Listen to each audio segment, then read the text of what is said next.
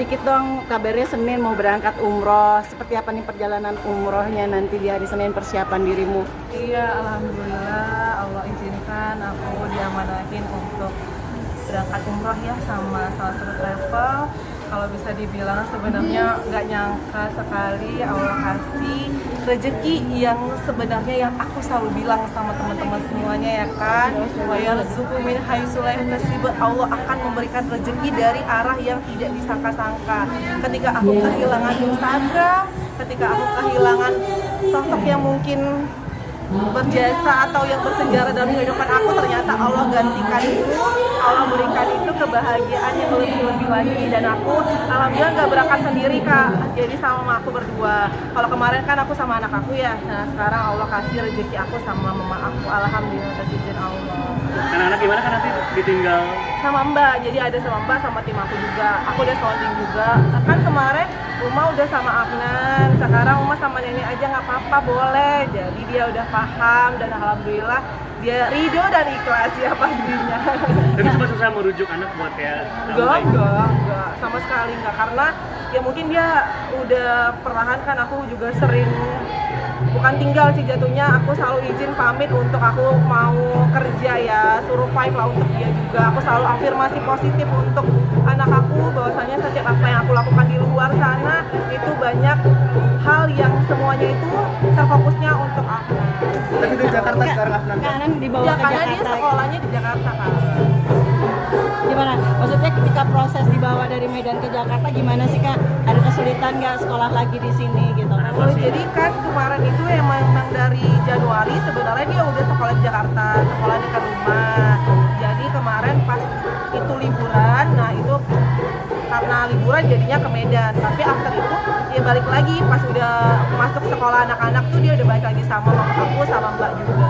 Ya alhamdulillah Allah kasih banyak nikmat ya, walaupun apa ya banyak sekali nikmat yang disyukurin dari hal kecil aja kayak sama Mbak aja itu aku bersyukur banget karena alhamdulillah anak aku aman. Dan Mbak juga ngajarin parenting karena aku selalu ngasih tahu sama anak sama Mbak, ajarin ini ngaji. Jadi ketika dia mau kayak screen time gitu, ngaji dulu, hafalin ini dulu, hafalin surah ini dulu, baru boleh dia screen time kayak gitu sih Kak. Banyak ya parenting lah intinya gitu.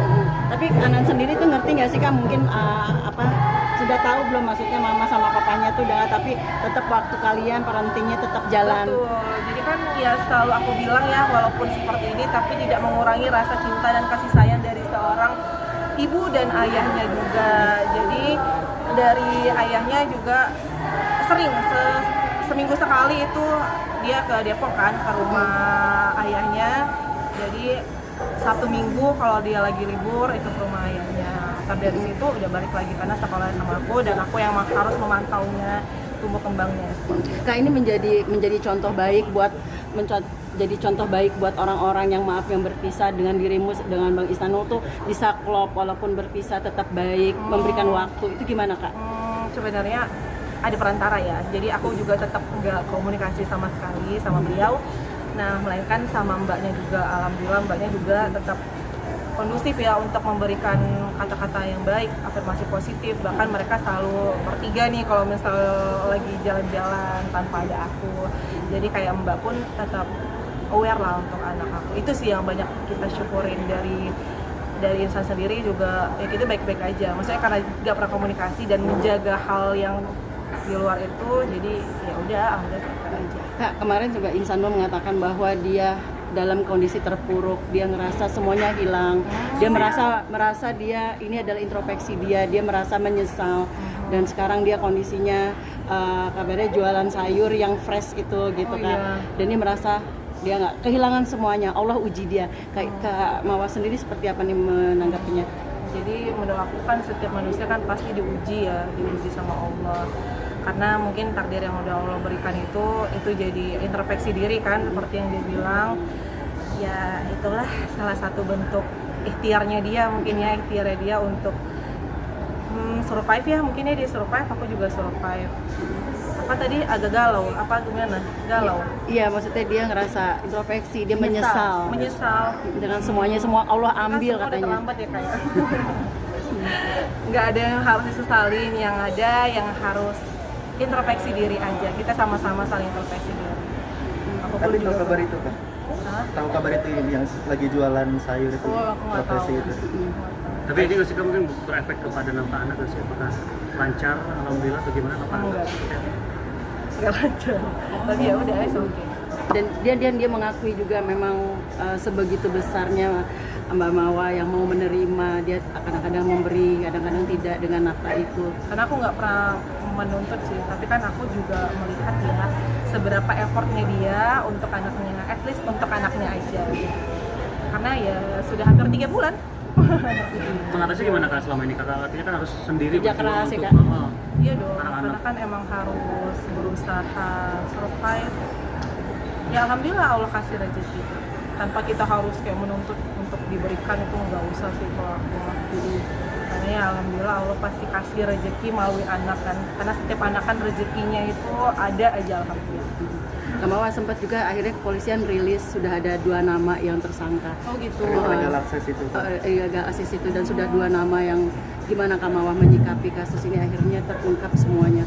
Aku nggak tahu berita itu, cuman so far menurut aku kayak dari hal yang ranah kepolisian, biar aja kepolisian yang mengatur semua. Cuman aku berharap banget cepat-cepat untuk segera dikasih kepastian keputusan, karena tetap di highlight ya, yang benar tetaplah akan selalu di koridor yang benar, ya kan? Jadi yang benar tidak akan pernah takut. Orang yang benar tidak akan pernah takut. Jadi apapun yang mereka ancam-ancam, ancaman apapun itu tidak akan pernah membuat rasa takut itu muncul. Karena aku di sini membuka kebenaran.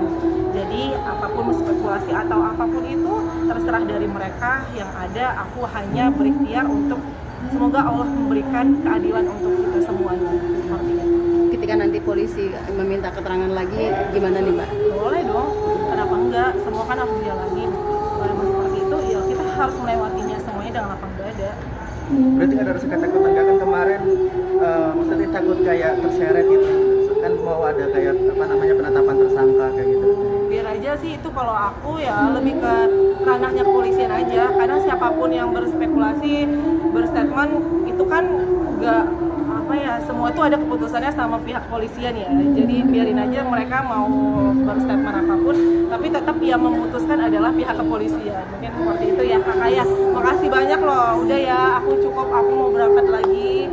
Sorry banget kalau ada salah. Oke, terima kasih Kak Mawa. Thank you. Terima kasih Kak Mawa. Iya, makasih.